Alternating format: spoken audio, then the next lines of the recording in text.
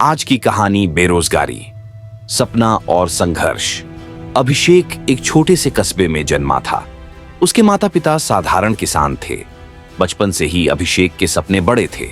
वो पढ़ लिख कर कुछ बड़ा करना चाहता था ताकि अपने माँ बाप को गरीबी से निकाल सके। 12वीं पास करने के बाद अभिषेक ने बड़े शहर में जाकर पढ़ाई की, BA की डिग्री ली और सोचने लगा अब तो नौकरी मिल ही जाएगी। पर असली जंग तो अब शुरू हुई थी। डिग्री हाथ में थी पर नौकरी कहीं नहीं थी। हर जगह अनुभव मांगा जाता।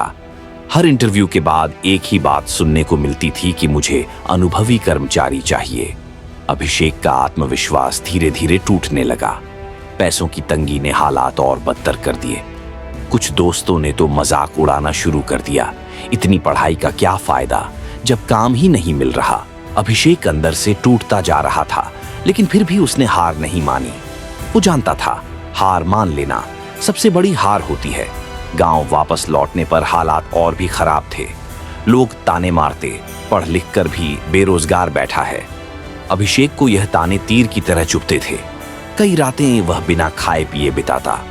माँ उसे देखकर रोती, पिता चुपचाप आंगन में बैठकर आकाश की ओर देखता रहता।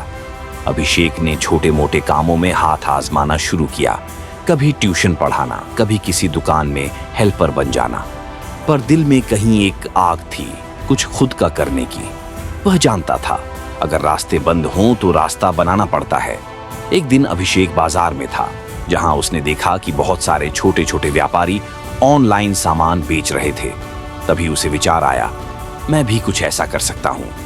पर सवाल था, क्या बेचे, कैसे बेचे, पैसे कहां से आएंगे? अभिषेक ने रिसर्च करना शुरू किया। इंटरनेट कैफे में घंटों बैठकर वह ई-कॉमर्स के बारे में पढ़ता, यूट्यूब पर वीडियो देखता। धीरे धीरे उसे समझ में आया कि लोकल हैंडीक्राफ्ट का बड़ा बाजार है। उसने गांव की महिलाओं से संपर्क किया जो सुंदर हाथ से बने सामान बनाती थीं, जैसे टोकरियां, चटाइयां, हस्त निर्मित बैग्स।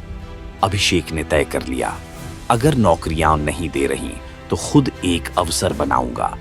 अभिषेक ने अपने पुराने मोबाइल फोन से प्रोडक्ट्स की फोटो खींची और सोशल मीडिया पर डालना शुरू किया।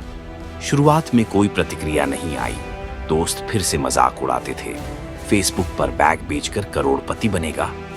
पर अभिषेक रुका नहीं। वह लगातार प्रयास करता रहा। धीरे धीरे 1-2 ऑर्डर आने लगे। पहला ऑर्डर मिलने की खुशी ने उसमें नई जान फूंक दी। अभिषेक ने रातों रात पैकिंग की, खुद ही डिलीवरी कराया।